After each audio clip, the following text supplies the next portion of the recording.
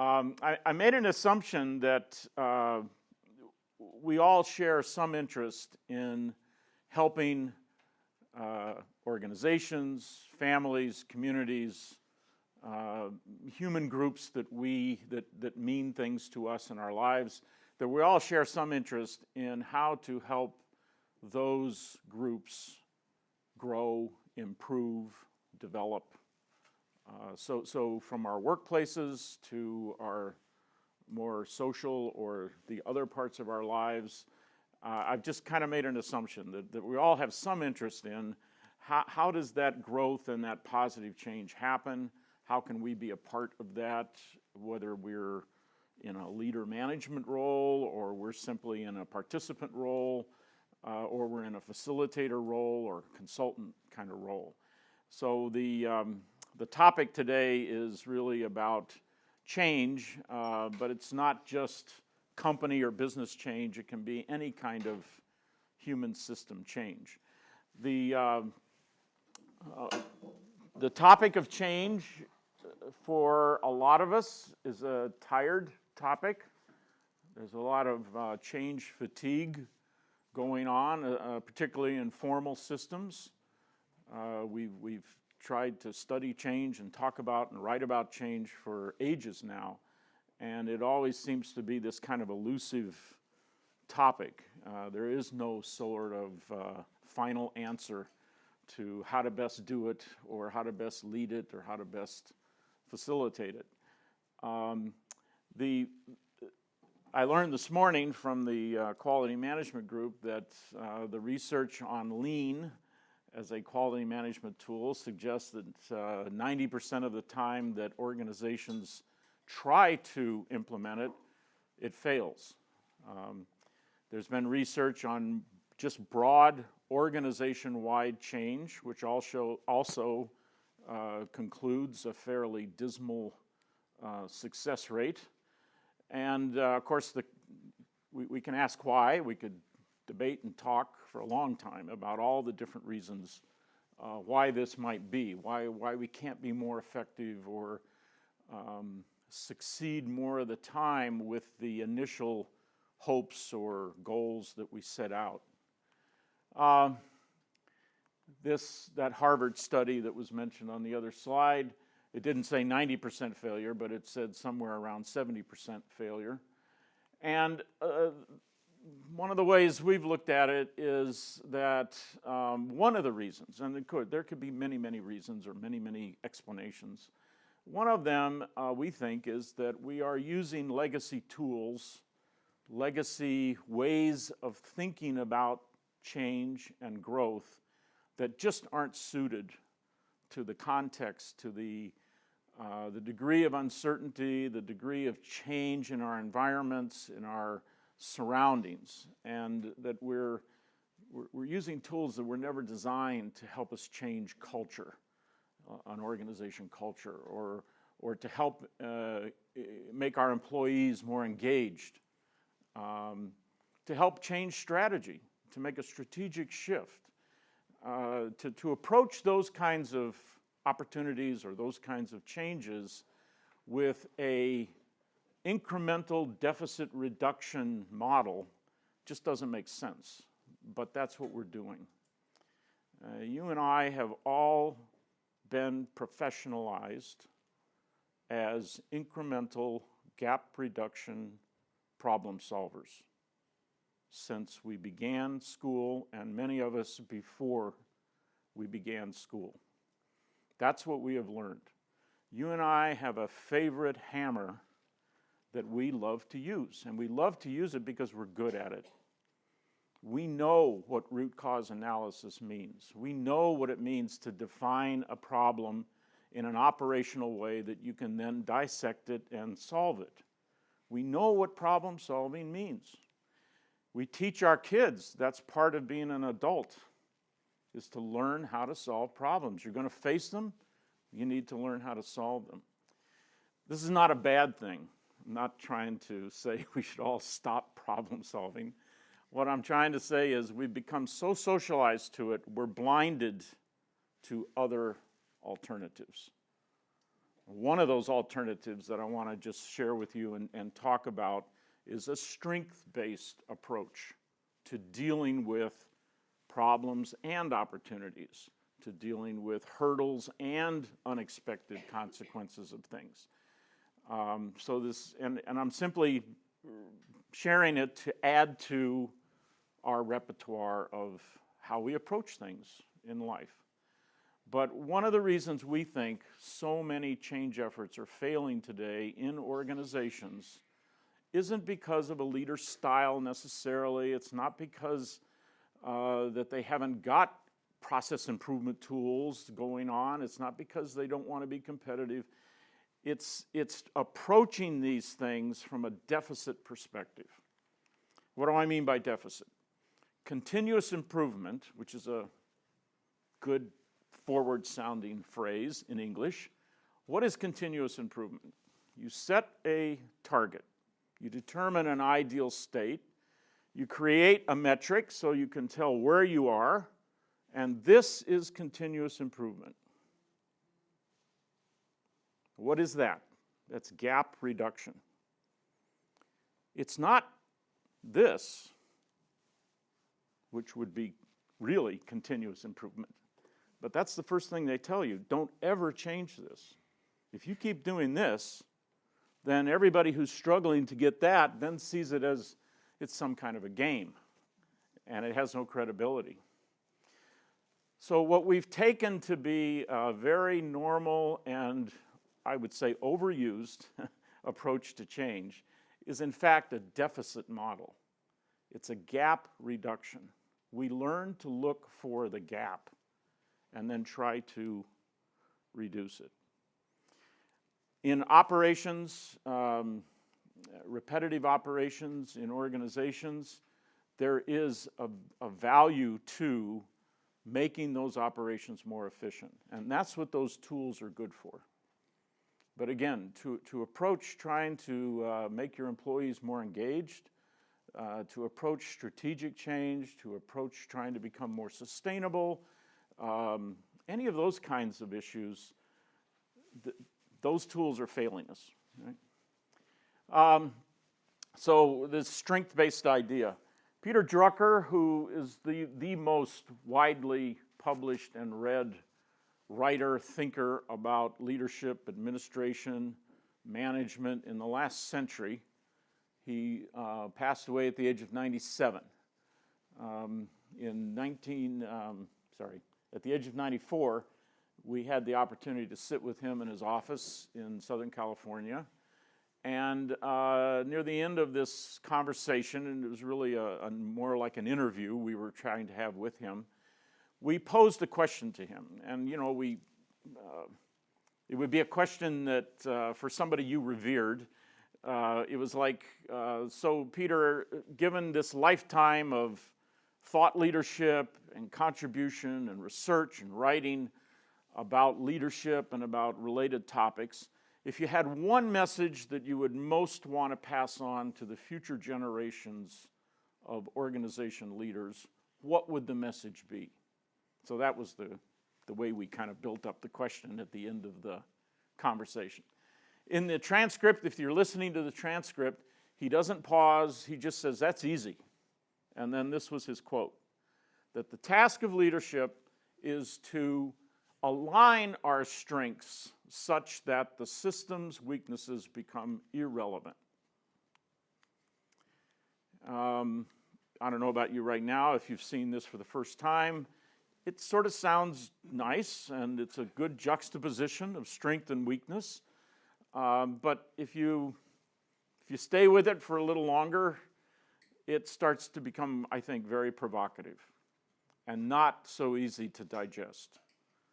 Imagine it from the perspective of a parent for a moment. Our child comes home with the grade card, and there's an A and a few B's, and then there's a D or a C even. Where does our attention go? What is the first thing we ask about? For most of us, it's the C. We remember to say something good about the A and the B, but the first place our attention goes is that C. obviously we want to help our children develop. We want to help them be the best they can be. But what's our theory of development? Our theory of development is make the weakness go away, or at least make it non-relevant. The number one antidote for math anxiety today is to find out what is the subject the student excels in and teach math that way. It's not to coach them deeper, instruct them deeper into the traditional math that they're trying to learn. It's to go outside the discipline, outside symbolic representations and so forth, find out what they're good at, and then figure out a way to teach math to them that way. It's possible, this was our question, is it possible that strengths can actually help you grow and develop? Or are they just helpful for performance? We know that strengths help us perform and help us do certain skills better than others. But can they actually help us change? Can they actually help us transform? So that's been a big question for us in our group at Case Western Reserve University. And what we have become known for, this appreciative inquiry methodology, is a strength-based approach to change. And for the last 24 years now, we've been trying to validate in the field, is it a viable change tool or change method? Can you improve things essentially without dealing with weakness? Is that even possible? And of course, I wouldn't be standing up here if our answer so far is yes, it's very possible. You can change, you can transform, you can go beyond just incremental improvement and essentially ignore weakness, if you can find a way to really discover, articulate, and leverage your strengths. So I'm just going to hit on 5 quick examples, and these are headlines only, just to kind of argue the point that there's evidence here that this approach works. And then I want to share with you, so what, not all the details of the approach, but what are the lessons in the approach? What are the some of the big takeaways from seeing this approach have a positive impact in a lot of different settings? So one example, World Vision International, that's the largest privately funded children's relief and development organization in the world. They decided at a certain point in time, they had just spent almost 2 full years reestablishing a vision statement, or coming up with a new vision statement. And they have a very participative ethic in their organization. They have a very egalitarian ethic. So it took a long time to process through wording of a vision statement. They finally got it. They were happy with it. And then they said, well, we need to create strategic objectives and then everything that follows that, such that we can make sure our actions are aligned with the new vision. So they came to us to see if we could help help them create these strategic initiatives, or a quote strategic plan, but to do it obviously in a much shorter period of time, but with the same participative ethic of encouraging voice and not just being a small group at the top determining a set of objectives for everyone else. The net result of that was that we engaged about 250 of their donors, managers, regional leaders, and so forth, face-to-face in a 3-day conference in Bangkok. In addition, 8,000 of their 20,000 membership participated virtually during those 3 days to come up with 10-year strategic initiatives, 2 of which were transformational, not incremental. They had never before, because they are a faith-based organization, they'd never before partnered with other NGOs or agencies, and they decided that they now had to in order to help move toward the world for children that they wished for, that they dreamt about. And they had to get much more active in lobbying for legislation in related countries where they work around HIV/AIDS. So they had other strategic priorities, which you could have seen the threads of in their prior plan. These were the two kind of breakthrough areas that they agreed to go to. They reached these from the start of planning for this to the conclusion was about 3.5 months. All 20,000 people then got to, through internet, react and comment on the 10 drafted, or 8, I think there were 8 drafted priorities.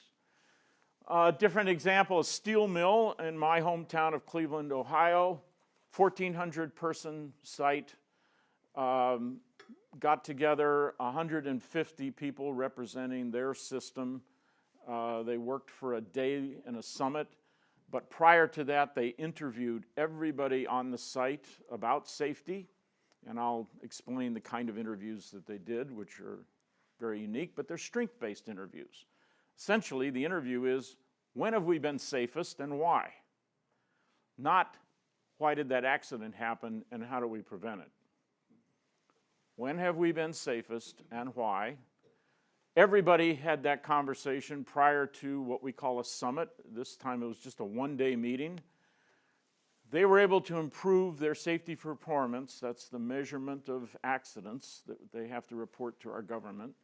They were able to improve 56% over a 90-day period and maintain record levels of safety up until today. As far as, we've continued to keep data. And at the same time, they've remained the most productive mill in the entire ArcelorMittal global system. They were the most productive at the beginning of this. This improvement in safety was not at the expense of productivity. Our military, we worked with our Navy to deal with what they defined as a retention problem. We have a volunteer service. If you volunteer, you sign up for 18 months. You have 3 months of training, so then you have 15 months of actual work in the system, a job in the system. And then at that point, you can leave. And too many people were leaving. The system was churning at the bottom, meaning they had to put more and more money into training. But at that 18-month mark, so many people leaving, you lose talent, you lose kind of a foundation at the base of your organization. So that was the issue that they brought to us, and we helped them, again, with a 3-day, what we call summit, with about 350 people representing all the different ranks and all the different functions and commands within the Navy. They were able to double their retention rates and report to our Congress over a $2 billion savings from unnecessary training costs. Fairmount Santrol is a sand mining company. They mine sand for industrial castings and things like that. They were a successful, very successful business from a shareholder point of view, very unsuccessful from the point of view of the communities that they worked in. They were constantly being taken to court by our environmentalists, our Sierra Club, community advocates where they where they had mines. Their legal costs were going up, and their reputation in the communities where they worked. So if I worked at Fairmount Santrol and then I went home and I was with you, my neighbor, at a barbecue, there's a lot of tension because of all the news press and the stories being written about the treatment of the environment, the consequences of their mining operations on the water fields, on drainage, all kinds of things. What they decided to do was to figure out a way to become the most sustainable mining company in the globe, on the globe, and increase their profitability even beyond what it was. So they made no bones about, we want to be profitable, we want to generate returns for our shareholders, but they decided it was time to do the right thing, to do good in order to do well. And so they used this process, and again, over a 3-day, what we call summit, with about 600 of their employees, customers, people from the communities, people from the Sierra Club, the environmental groups, all together figuring out, how do we do it? How do we be successful at the business we're in, but do it in the right way? They've had double-digit growth after taxes for the last decade, and they have won various recognitions for being a responsible corporate citizen. So an entire turnaround, a 180-degree shift in their community, the image that communities hold of them and the work they do. There are similar stories in the business world: the British Broadcasting Company, Walmart, John Deere, UN Global Compact, Price Waterhouse. The list goes on and on. Not just large companies, not just multinationals, but a range of, from hospitals to schools to businesses, who have taken this strength-based approach and realized positive change and improvement. Last example, several people here visited us last year for one of these annual summits, these strength-based summits that we're holding on a project for our city. The city of Cleveland sits on the shores of Lake Erie. If you can see it, I don't know if you can see it in the back, this lower left-hand picture, 1969, the main river that runs into the Great Lake, Lake Erie, caught on fire from, obviously, pollution from the steel mills and all the various industries that were there.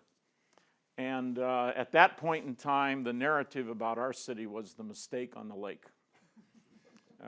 In the TV shows, in the media, it just, we became the focus of lots of jokes, and obviously for environmentalists and people like that, it's been a long time trying to clean up the lake, clean up the river.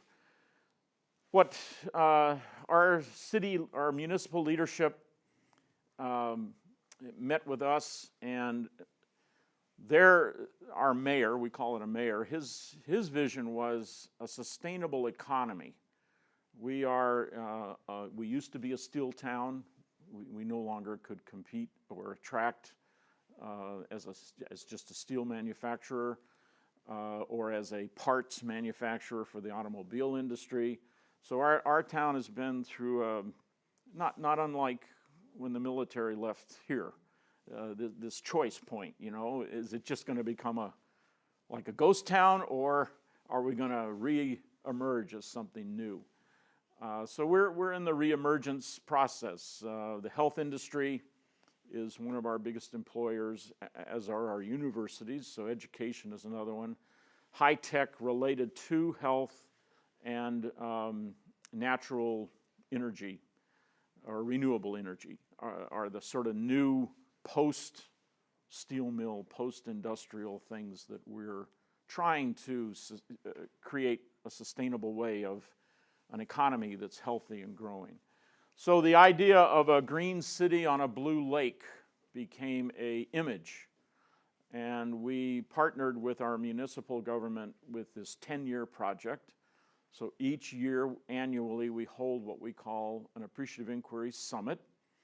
And basically, those summits are a holding space for anywhere from 25 to 30 working groups of stakeholders that form.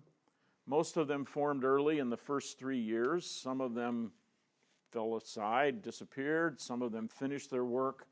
But right now, we have approximately 30 working groups, from local food sourcing to clean water to renewable energy to vital neighborhoods. There's like 8 different areas that these groups are working in.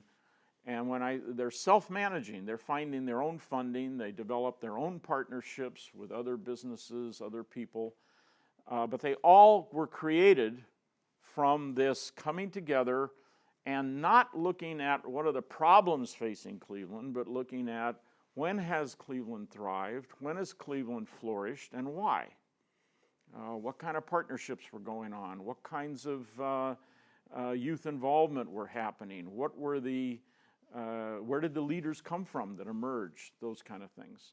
From looking at those stories, then people see new ideas, they see new possibilities.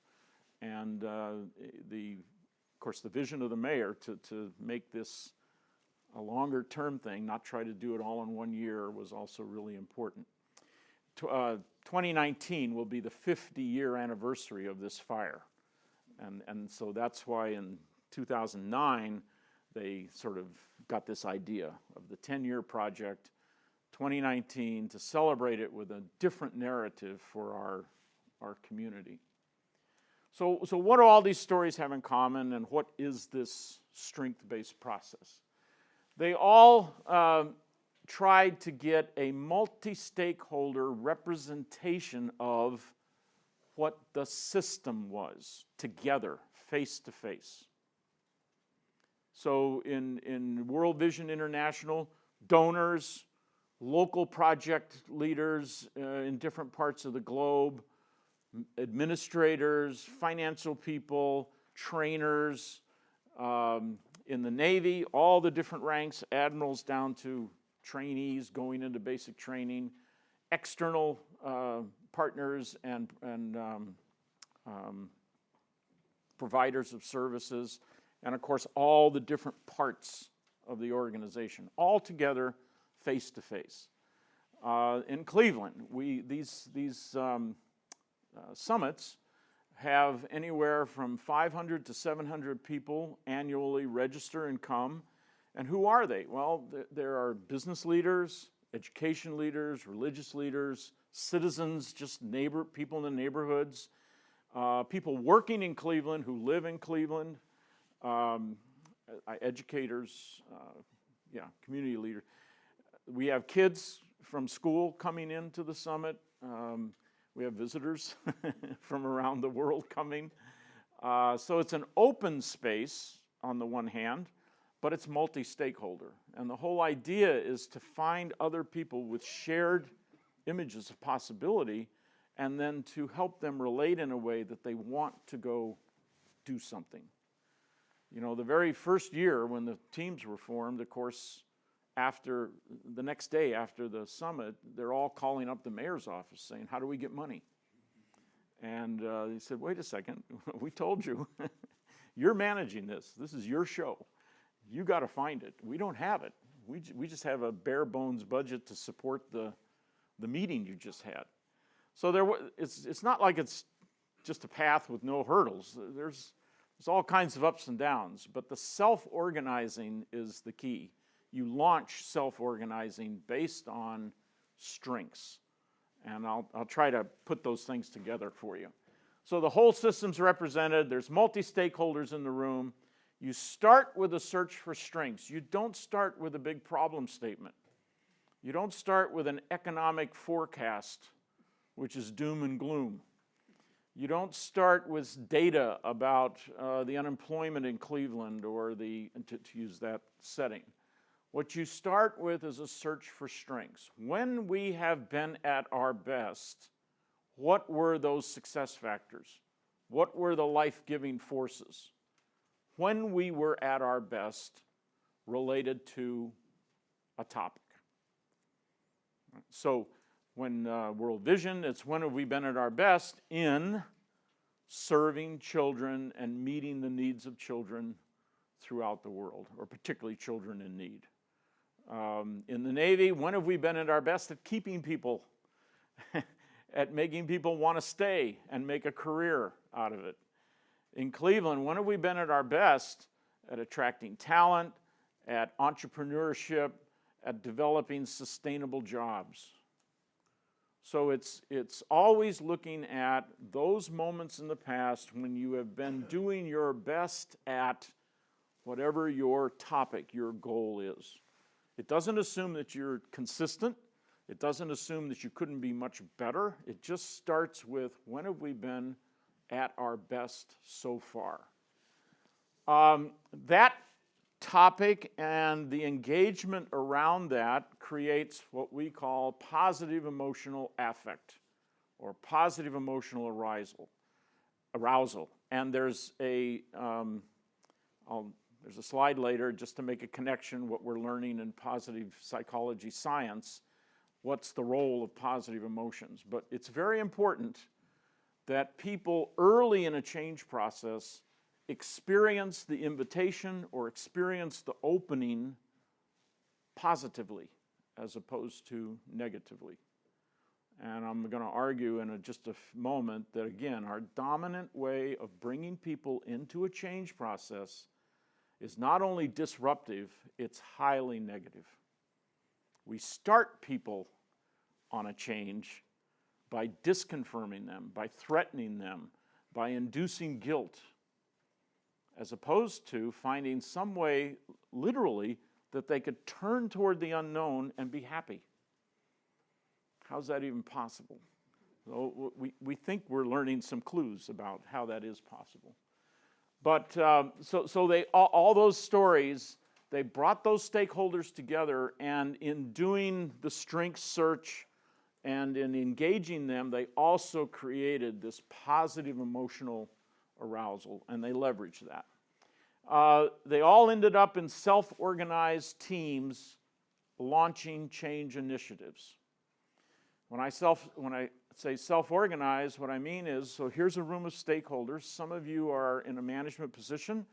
One of you is the head of the company or the head of the division. A lot of you are employees from different parts of the organization. You all self-form into maybe a half a dozen change initiative teams. So management is mixed in with non-management. Third shift people are mixed in with first shift people. Whatever the important diversity characteristics are of the setting, they're all in this room. And you've self-selected at a certain point to go to a change idea because it means a lot to you, you're connected with it emotionally, and you want to help make it happen. And so this process launches that kind of self-directed or self-managed change. The leadership is involved, but they're involved in the teams themselves. They've also chosen which idea they most want to lend their talent or lend their expertise to. It's not you all were invited to have a great voice in generating recommendations, and then you give me the recommendations as the leader, and I'll get back to you. That's the tradition. This is not that. This process starts with strengths. Based on the strengths, people imagine possibilities, and then they self-organize into which of these possibilities do we most want to help make happen. And they do it with, shoulder to shoulder, their leadership or their management. They aren't separated, and they aren't handing over their work as a recommendation. They co-design prototypes and plans, and they're empowered to launch actions. So these are the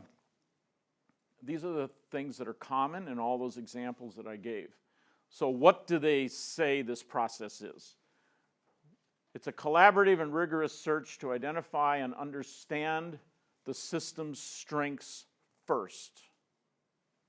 That's the first thing we do. We don't talk about what could change, what should change, what problems we're having that we need to stop. We search for strengths related to a topic. There is a topic. Something has brought us into this room.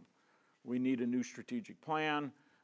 We want a patient-centered emergency room delivery system. We want, there's some topic has drawn us into the room.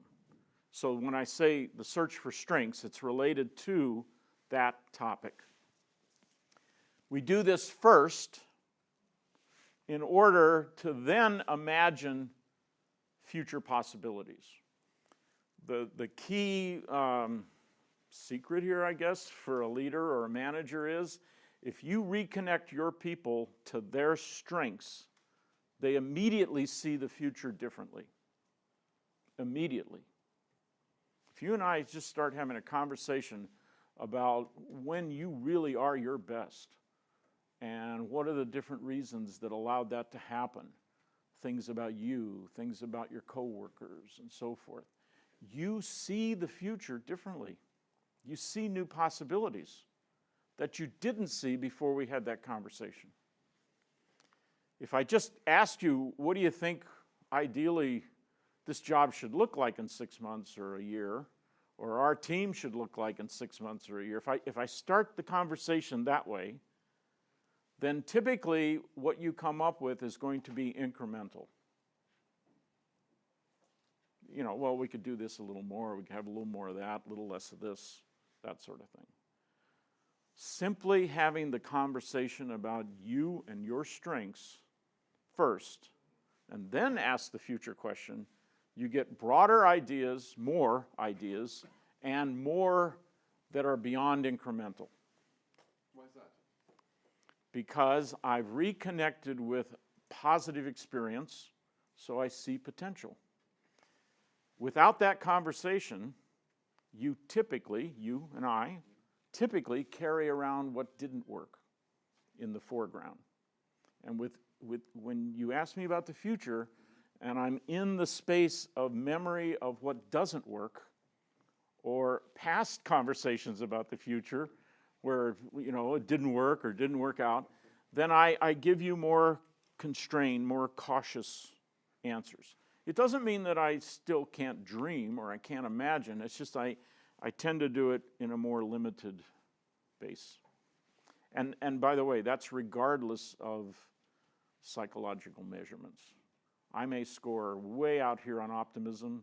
You may score way over here on pessimism, but the same dynamic holds true. It's not moderated by trait. So I'm not talking about just optimism, pessimism. Is it because I might be a part of it, or I might be part of the future because you think I'm good? Or is there a link between... Yeah, the link, if we're doing this together and we've got stakeholders, then yes, you're also feeling a part of something that's going to happen. But even if it's just one-on-one, if I'm reconnected with positive experience that left me feeling emotionally positive, experiences where most times people tell stories, they involve other people, so other people were involved and there was collaboration. When I reconnect with that, then I see, oh yeah, we could do more of that. That could be in the future. Or if we did that then, look what we could do now. If I don't have that conversation and I just ask you about the future, we tend to put, these limits on it. They've studied this. They've just taken, like MBA students and given them a case study, and then half the groups just go over here and do a case analysis. The other half has this little silly conversation about the best, your high point moment in the last month, socially or in school, and what was it about you and that helped make it happen, and then go do the case analysis. And it's like they're analyzing two different cases. When they come back and share what they saw in the case, totally different. So I know it sounds a little, flaky maybe, but it's a very strong conclusion that we've had. Now there's some science that's beginning to underlie this and help us explain, and I'll hit on some of that. Okay. Well, thanks for the question. So if we've established reconnection with strengths, and particularly shared strengths in a team or in a division or in a department, and We've then used that to cue new possibilities about the future. Now we're in a position for the same group of stakeholders to sort of say, okay, so if these are all ideas about the future, given the ones that are most attractive to me, what change ideas do I have?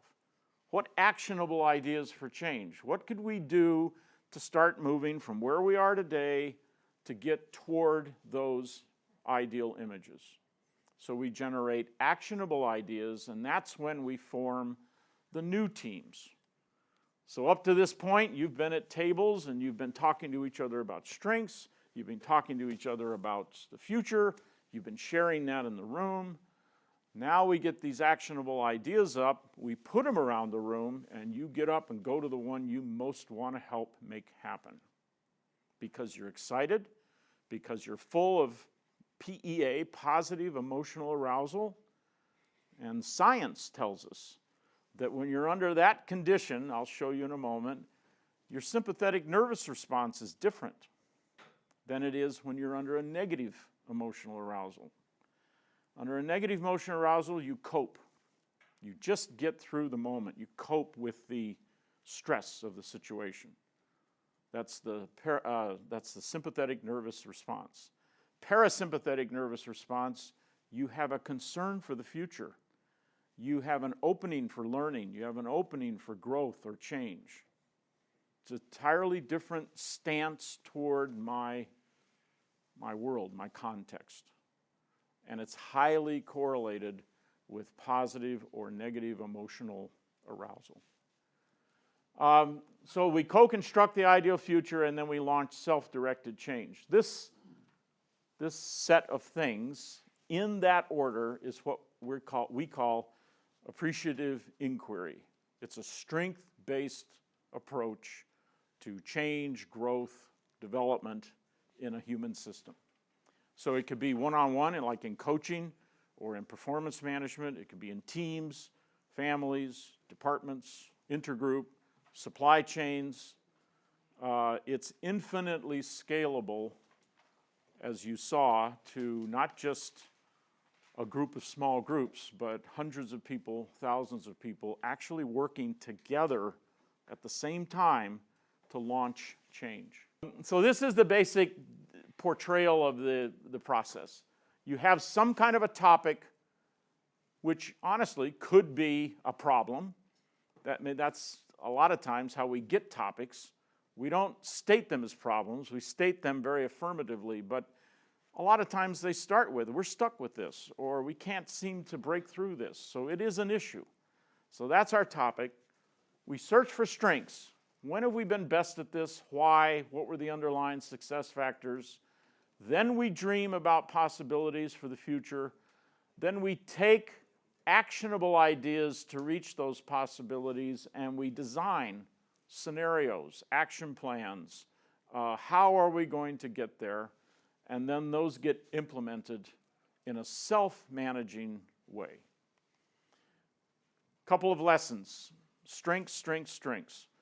This idea of starting with strengths makes this like a night and day difference.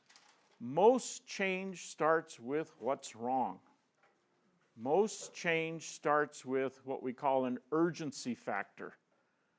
You know, I won't jump off the platform in the North Atlantic until the fire is singeing my back. Then I'll jump. We talk about the turning up the heat, the burning platform. Today, in modern change literature, it's called the urgency factor.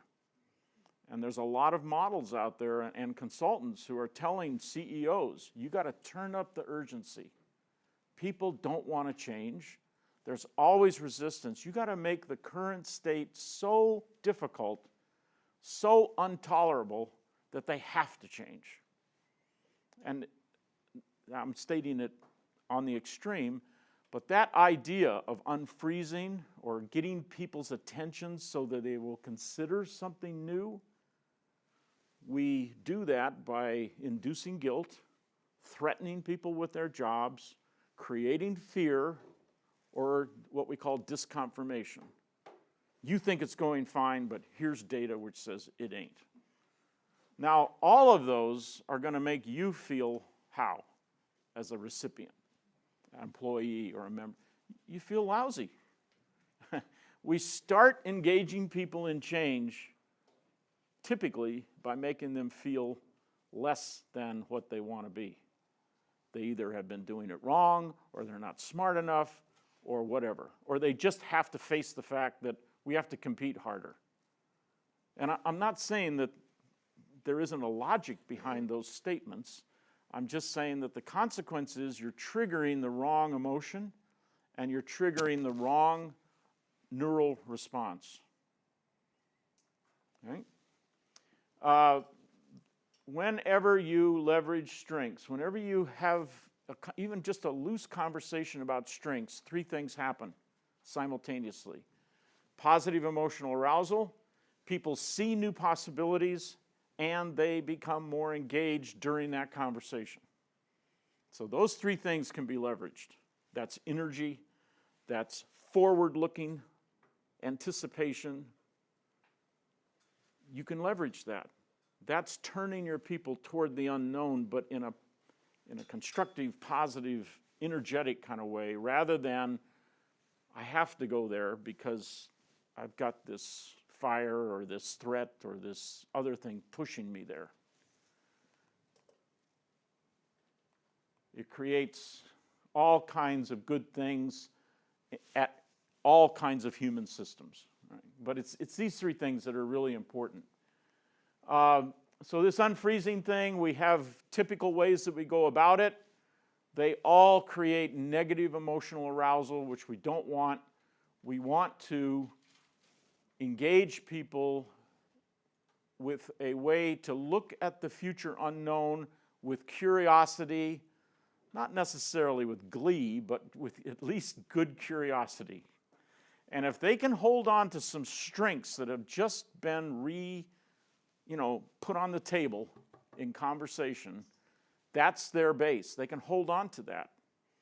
The past sources of pride or the past sources of recognition can be something they can hold on to, and then they can look towards the unknown with a little less fear, a little less threat, that kind of thing. How do you do that? How do you connect people with their strengths?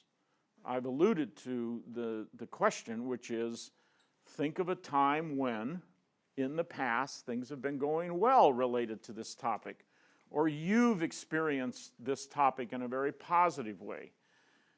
The important thing here is we ask that question as a story question.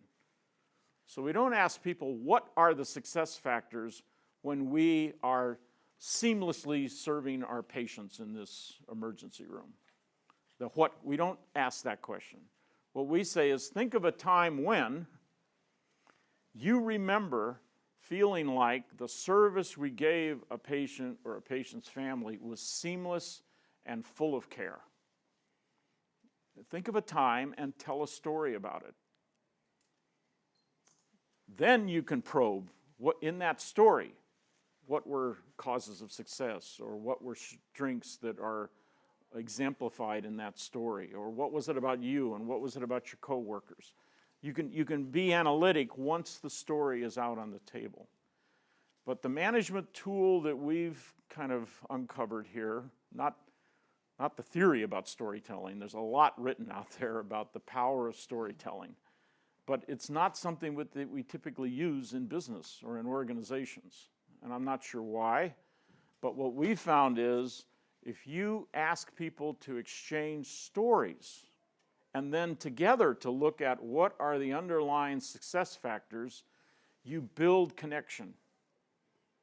You can take any group of stakeholders, I don't care how antagonistic they are, and if you can get them to sit face to face and share stories about best past experiences on an issue they relate around, they will connect differently. If you start that meeting, what are the opinions, or inviting people to, give voice to their opinions, you're going to create the sides. You're going to create, this dialectic tension. If you start by sharing stories, There's a temporary egalitarianism to it. There's voice in it. And if you're listening to my story, I feel good about that. And then the other thing we discover is there's so much commonality in people's stories. You know, I work in the HR function, and I'm sitting with somebody who works in the warehouse. I've never met them. They're part of this organization. We start telling stories, and what do we discover? The same, not all, but overlapping success factors. So we build a common connection. Just another recent research. When you listen to a good story, the brain triggers the release of the hormone oxytocin. Oxytocin, if you have in your life been a postpartum breastfeeding mother, that's what you're full of. In lay terms, oxytocin is the relationship hormone. It orients us towards social connection. It has a nurturing orientation, a compassionate orientation. And it's triggered just by listening to a good story. I haven't read any research yet about the storytelling part, but the listening part. So we begin to get evidence of what's actually happening that shows up by people getting very excited and very connected. This is the parasympathetic nervous response, the sympathetic nervous response, highly correlated to the experience of positive emotion arousal or negative emotional arousal. And one of the lessons for change leaders that we've come up with, because I know I won't get to that slide, is you need to create a ratio, an imbalance of 3, 4, 5 times more positive emotional arousal over negative emotional arousal for healthy performance, resilience, well-being, all the outcome measures you can imagine that are good, high engagement, organization citizenship behavior. They're all related not to an equal distribution of positive arousal, negative arousal, but an imbalance of positive emotional arousal over negative. This, I can't go into the detail of the study. This is a study of sales teams in a global organization. They were able to determine the high performers, the middle, and the low performers. They took transcripts of all their team meetings over 4 months, thousands of pages of transcripts. They coded every utterance. Did it demonstrate a positive image of the future, a negative image, or no image? And was it a statement or a question? The high-performing teams, the average ratio of 20 teams, 6-to-1, more positive than negative in their talk, and balance between telling and asking. And if you just go down to the low performers, 1-to-3, 3 times more negative comments than positive. For every 1 question in the low performers, 20 statements. So again, the takeaway is try to keep an imbalance of more positive emotional arousal over negative. Okay? There's other studies we have that come 3-to-1, 10-to-1, 4-to-1, never 1-to-1. If you think pragmatism, reality is 1-to-1, for every good there's a bad, the cup is half full and half empty, it does not correlate to performance, health, well-being. It's always 2-to-1, 3-to-1, 4-to-1. So again, how do you create that positive emotional arousal? You get people together to talk about strengths first. Stop.